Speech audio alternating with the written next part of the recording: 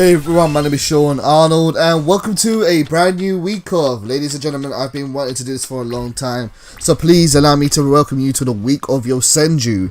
Yosenju is an archetype deck which I've been playing recently and I absolutely love this deck. It's just a fun level 4 anti-meta style deck and there's lots of gimmicks and tricks. Consider today to be a demonstration episode where we're going to be playing 3 different games and against 3 different people, and the idea is just going to be to show off what Yosenjus can kind of do.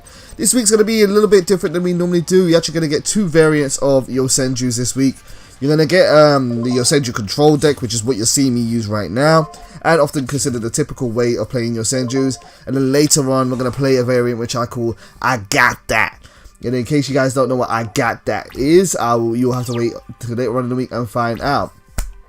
So on my first turn here against split kills, I've set down 3 spell track cards on the field, and I've got 2 Yosenjus in my hand. One card that's face up on my field is Dimensional Fissure. Dimensional Fissure is a continuous spell card, which makes it so that any card which is any monster sent to the graveyard is going to be banished instead.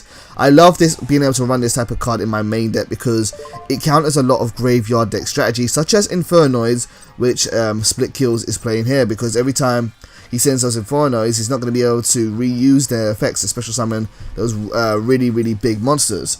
Now, Split Kills has summoned Infernoid, a big bird monster, I forgot what it's actually called, and it's played Void Seer, which has made it so that one Infernoid monster is unaffected by any card effects until the end of this turn.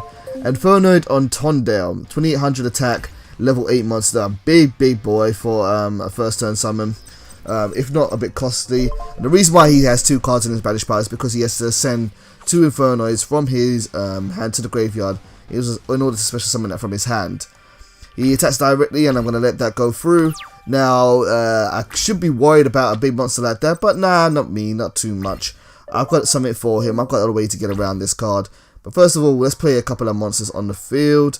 I'm just having a read of Infernoid and Tondo's effect. His effect is that once per turn during either player's turn, you contribute the monster and banish 1 card from the opponent's graveyard. Now I'm going to summon off one of the Yosenjus, and that's Yosenju Kama number 1.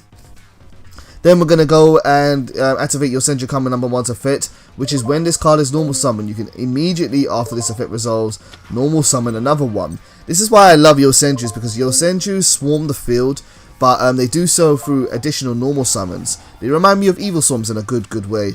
And what's great about them is that you can play cards like Vanity's Emptiness or other cards which are against special summons, and not have to worry about that at all. So what I'm going to do now is I'm going to I've used Yosenju Kama 1's effect, which has an effect where if there's another this loud. Has an effect where if there are any other Yosenju monsters on the field, or you can activate Kama 1's effect, and that can return 1 face-up card on the field back to my opponent's hand. Really great way for bouncing and getting rid of extra deck monsters or big beaters like that Tondale monster. Now I've used the 2 wind monsters to go into Lightning Chidori, which is an amazing rank 4 card, which is only for 2 level 4 rank 4 wind monsters. And when that card is XE summoned, you can target 1 set card your opponent controls and return it back to their deck. It also has an effect where you can attach more materials from it later on, target face-up cards for your opponent controls, and shuffle them back into your opponent's deck. But it's great. It's a card which can get rid of 3 cards potentially, and it does one of its effects for free. It's really great for getting rid of back row threats. And there aren't many rank 4 cards which get rid of back row threats. Most players try to go for Diamond Direwolf, and Diamond Direwolf isn't bad, but Diamond Direwolf has to tribute itself typically in order to destroy a spell or trap card. So, my opponent's going to find it a little bit hard to special summon any of his monsters now that, whilst I've got Dimensional Fissure on the field, but so he destroyed that with Mystical Space Typhoon, and now I have normal summoned another Yosenju monster called Yosenju Sujik. Yosenju Sujik has 2 effects, and the one which I've used just now is that, while this card is face up on the field, you can increase the attack of 1 Yosenju monster by 1000, making it a level 4 2000 attacking monster. It's a really versatile effect, and you can use it with other Yosenjus which have naturally higher attacks to make them into 2600, or I think it's about 2500 to 2700 quite easily. So now I'm going to go into main phase 2, I'm going to go to end phase. Now this is one thing about all Yosenjus. Yosenju Kama 1, 2 and 3 and Sujik all share this effect that if they are normal summoned and your end phase you have to return them to your hand. They're kind of like an archetype called spirit monsters, and because of that, you've got to be able to play around it, and you've got to be aware that you can have a lot of open field at some time. But anyway, we're into a new game here now. I'm playing against Jack's OKC Gators, and I'm starting off with one good searcher. Another reason why I love this archetype, they have a searcher called Fire Formation Tenki, and it's not really for this archetype specifically, but what Fire Formation Tenki does is allows you to add one Beast Warrior type monster from your deck that's level 4 or lower to your hand, and it's a continuous spell card which gives all your Beast Warrior type monsters 100 attack boost while it stays face up on the field. It's kind of like Reinforcement on the Army, a card which you should have seen before on my channel because I use a lot of warrior decks. And what's really great about this card is it's not restricted by the ban list, unfortunately, which is what happened to Reinforcement in the Army. But what the downside of Tenki is, because it is a continuous spell trap card, a spell card, if it is destroyed before it resolves, it won't get its effect, so you've got to be aware of that. And that's kind of why I like going first with this deck, because I can make plays without having to worry about those kind of things. It was like Jack's kind of playing some kind of Monarch variant, or Tribute Summon variant. He played Pot of Duality, and now he's going to add March of the Monarchs from his deck to his hand. One thing I like about Yosenjus as well, barring the XE monsters, they don't really stay face up on the field, so you don't have to worry about things like Monarch's Stormforth from hitting those monsters, because they like to bounce themselves back to the hand quite often. But of course, you're leaving your field wide open too. My opponent plays Void Expansion, another Inferno card which I didn't expect my opponent to be playing here. He looks like he's doing kind of a bit of a mismatch of different cards, and I can't even remember what Void Expansion does. I think it has some kind of effect. I have no idea what it does, I'm afraid. And I don't think we're even going to get to see it in this game here, because it doesn't really. I don't really remember it at all. Jax plays 2 face down spell attract cards, and now we're going to go into another searcher for this deck. Pot of Duality. Pot of Duality, I'm sure you guys know what this is, but just in case, you excavate the top 3 cards of your deck, choose one of them and add one of them to your hand, and then shuffle the rest back into your deck. The restriction for Pot of Duality is that you can only use one of them once per turn, and the turn you use Pot of Duality you can't special summon. Now Pot of Duality is now pretty much never used in most mainstream decks in the current TCG and OCG environment, because it stops you from special summoning, and most main decks love to special summon pretty much every single turn. And this doesn't matter to Yosenjus too much, because Yosenjus can repeatedly normal summon their monsters to the field. So it's a really great card to play in Yosenjus. It gives it a bit more searchability, gives you a bit more diversity, and really kind of helps the archetype out quite a bit. Searching out now Yosenju Kama 1 and Yosenju Kama 3. I'm going to use Yosenju Kama 1 to bounce back the field spell, even though it doesn't really make a difference. Although Void Expansion, now that I'm reading it, has an effect where during your standby phase, I think you can discard one card to special summon one in Void Inferno token. Doesn't really matter really, but he's not going to get the effect. And I'm going to look at my extra deck as to what I can go into, although I can't actually special summon this turn anyway. Now I'm going to attack directly both my opponent's cards. Hopefully they don't have something like a Mirror Force. They do have one card, and that's Fires of Doomsday. I'm going to respond to Fires of Doomsday with Vanity's Emptiness, a continuous trap card which prevents both players from special summoning any monsters, and that's going to stop Fires of Doomsday from triggering. So now I'm going to be able to attack directly still. Hopefully again that's not a Mirror Force face down the field. I don't really think it is. I think my opponent would have played it. And that's one thing you do have to worry about with swarming the field so much, because you are playing your resources quite a bit. But there are ways to protect your monsters.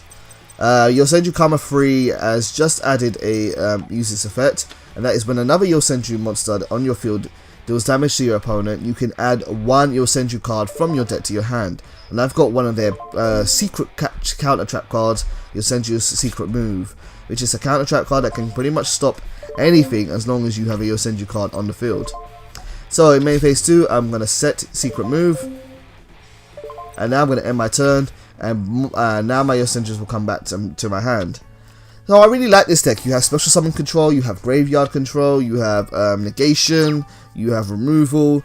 You kind of have almost everything you need to kind of tackle any threat in the meta, and this is really great for Legacy of the Duelist, because Legacy of the Duelist is very random. You never know what you're going to get run into when it's on ranked, and you only get 1 game out of 3, so a 1 game as opposed to a match out of 3, so it's really great to be able to run that. And I believe at this point there, we're going into a new game there because my opponent decided to rage quit. So, into the final game here, finally playing against Mega Sonic Universe, showing off one more game, just to show off what Yosenjus are like a bit more.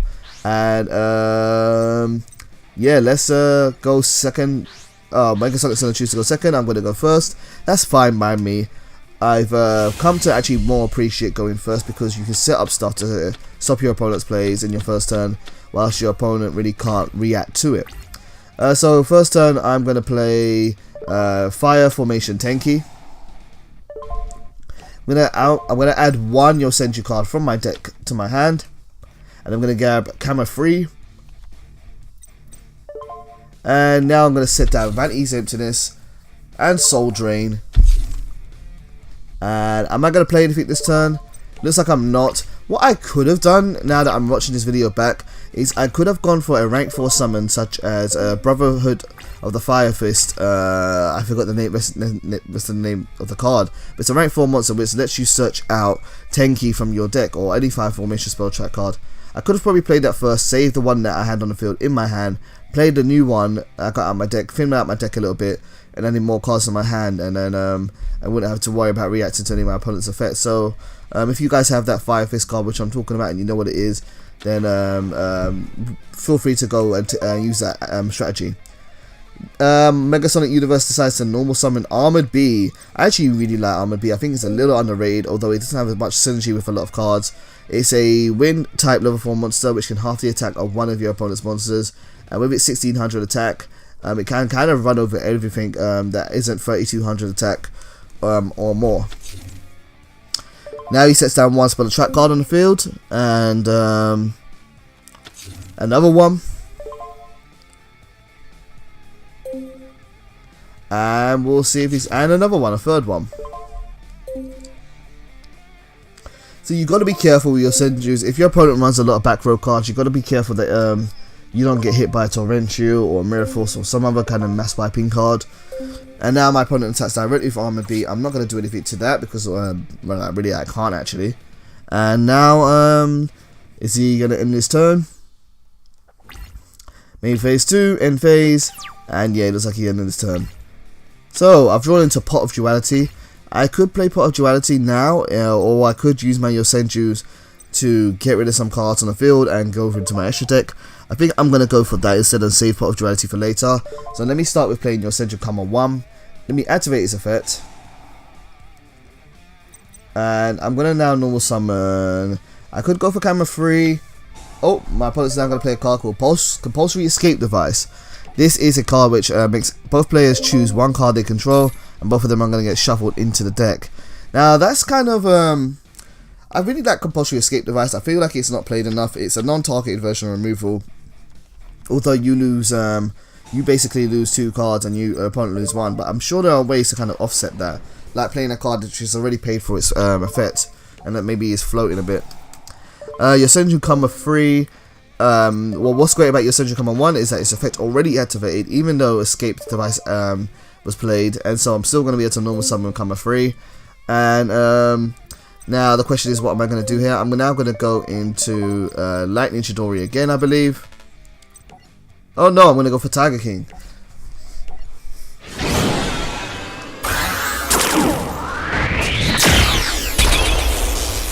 This is the card I was talking about a little bit earlier on, Brotherhood of the Fire Fist Tiger King. That is going to be able to search out Tenki from my deck to the field, and let's use its effect. And then because I haven't used a Tenki this turn, I'm actually going to be able to activate it straight away, filling my deck out more of resources. Bye bye Tenki.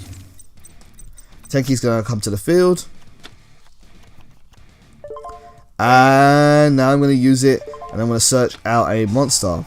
Now the monster which I always like to search at the bare minimum is Kama 3. Yes, let's activate it.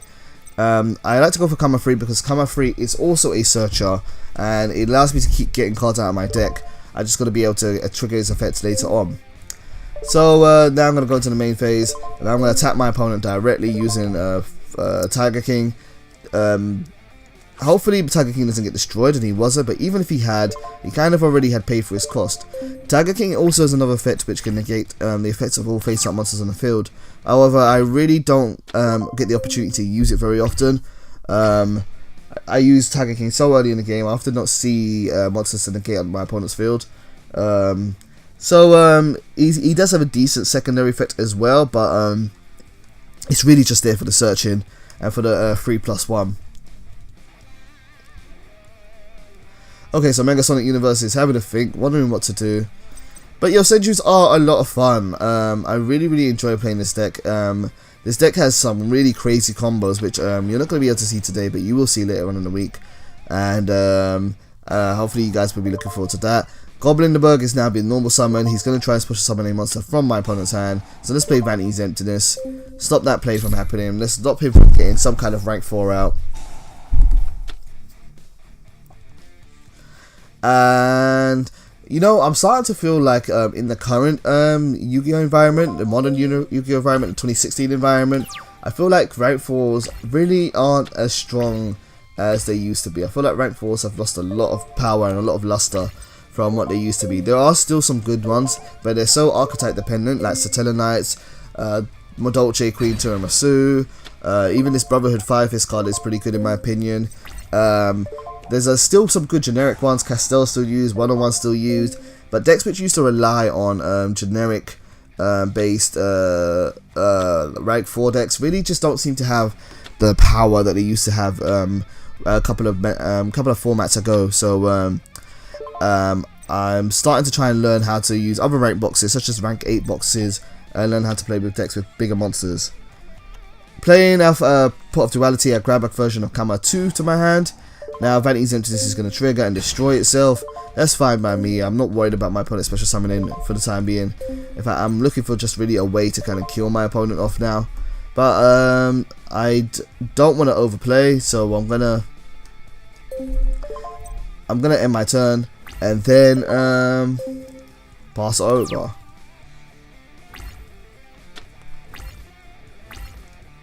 Okay, Megasonic 6th turn of the game here. Megasonic is now drawn into a 5th card. Is he going to be able to use them all?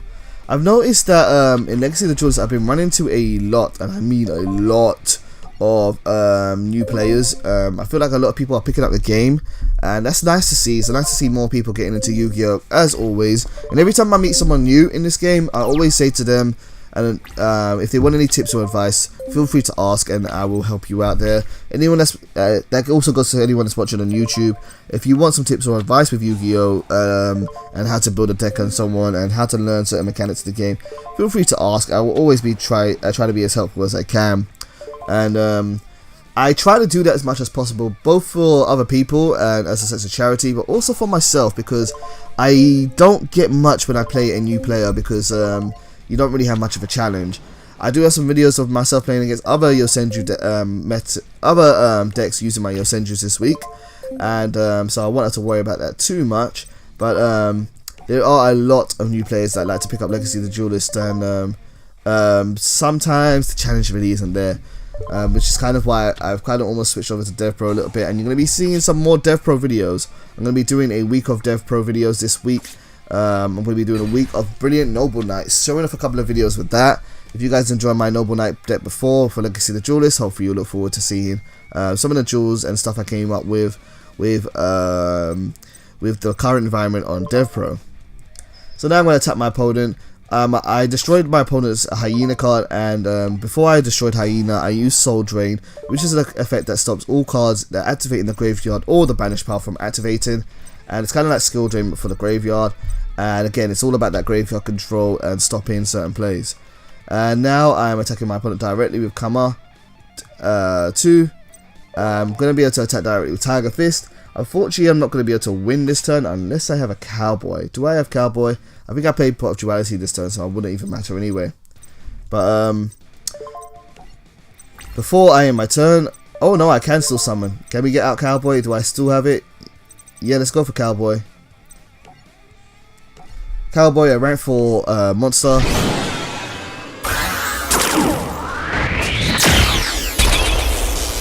Which, if this goes well, I should be able to kind of burn my opponent. Oh, actually, I remember this thing. Yeah. I accidentally summoned Cowboy in attack position. I think either A, I was not concentrating on the duel, or either B, wanted to give my opponent another chance to see what they could do. But the game is pretty much done at this point. It would have been finished there. I would have just burnt my opponent for Cowboy for the game there. But yeah, we'll see what Megasonic could do on the last turn or so. Either way, I hope you guys have enjoyed seeing this episode of Yu-Gi-Oh! Online Ranked Duels. Hopefully you're looking forward to seeing more Yosenju action this week. And I'm going to be having a video pretty much almost every other day, if not every day, because I did a lot of Yosenju videos. And hopefully you guys will enjoy this. If you guys have any requests on what you would like to see in the future, oh, Gaiku Gaia Panda, nice. If you guys have any requests on what you would like to see in the future on my channel, feel free to let me know. There's a rage quit, and yeah. But otherwise, I hope you guys will tune in for the next video, and I'll see you then. Take care.